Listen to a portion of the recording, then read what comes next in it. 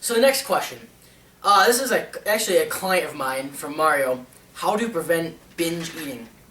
Um, this is actually something that we talked about in the initial process before I set him up with a program. Um, every time he's attempted, a training program or a new diet protocol or something like that, he's always had issues with binge eating and there's a number of different things that how to prevent it. And number one is, I think a lot of people just start dieting with too low calories or being too restrictive. When you start your calories so low that you're not even, I don't know, when you're in a deficit that's huge, the chance for binge eating is going to be a lot greater than if it's like a smaller deficit, maybe 250 to 500 calories, something like that. So, for one, if your deficit is modest, I think that's the number one way to prevent binge eating, just right off the top. Another thing is not eating the most bland same foods all the time.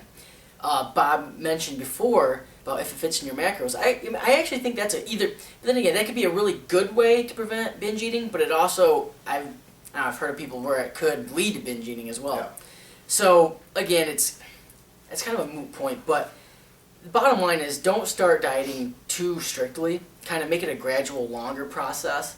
It's always going to be more convenient and better overall goals and gains if you're dieting over a longer period rather than crash dieting over a short period. So, Let me first start off with talking about eating disorders and binge eating. I myself, coming from a very overweight background, I played offensive line in high school, and I was over 200 pounds plus pounds, and then I dieted down over a couple years to a mere anorexic around 120 pounds. It kind of hurts me to look at those pictures nowadays, but being someone who's walking the shoes of an eating disorder, I could go on probably hours talking about eating disorders and how to overcome them and what they can actually do to your body and the overall effects on your metabolism.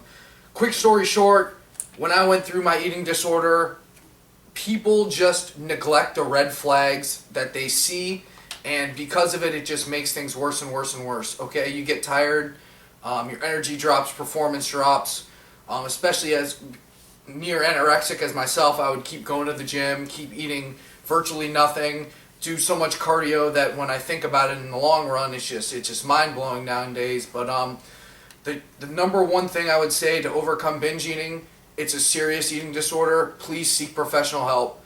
That would be the number one thing to do. I talk to my psychology teacher quite often, even recently. He's a very, very, very top-notch guy in Pennsylvania. Don't really want to spur his name out there, but overall professional help. Another thing is even posting on boards such as bodybuilding.com and things like that. There's threads and whatnot to help with eating disorders. But a few take-home points here is recognize the red flags.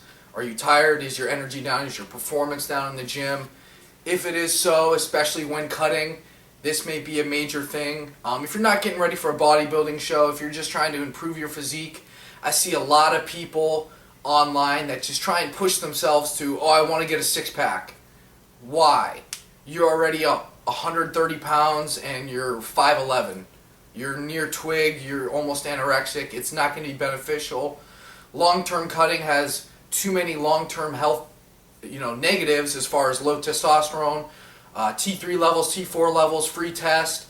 If you diet for too long, as you see in natural bodybuilding, people that get their blood work done beforehand and afterhand, their levels can actually reach very low levels where they might have to be placed on therapy for the rest of their lives because of what they've done to their bodies and how long they've dieted. Why natural bodybuilders only diet for so long is because they try to keep their levels in range. Not only that, they want to bring the best of their shape. Long-term dieting kills your metabolism. So overall, all of these aspects come into the picture.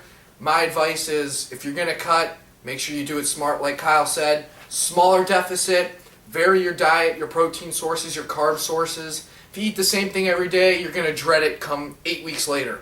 Okay? I myself, who knows how to cook pretty well, and I still use a variety of sources in my diet, the so-called if it fits your macros. 90% of my sources are good sources, such as chicken, eggs, oats, rice, pasta, and whatnot. If I want to cook something like we did earlier in the Q&A and what we're doing now, in the cooking video. Yes, it's great to fit in there, but in the grand scheme of things, my macros are met, my protein fat minimums are met, so it's not like my diet is composed of complete crap like some people make it out to be. But overall, binge eating, variety, recognize the red flags, seek professional help. Those are the key things I would like to touch on. Excellent. Next question.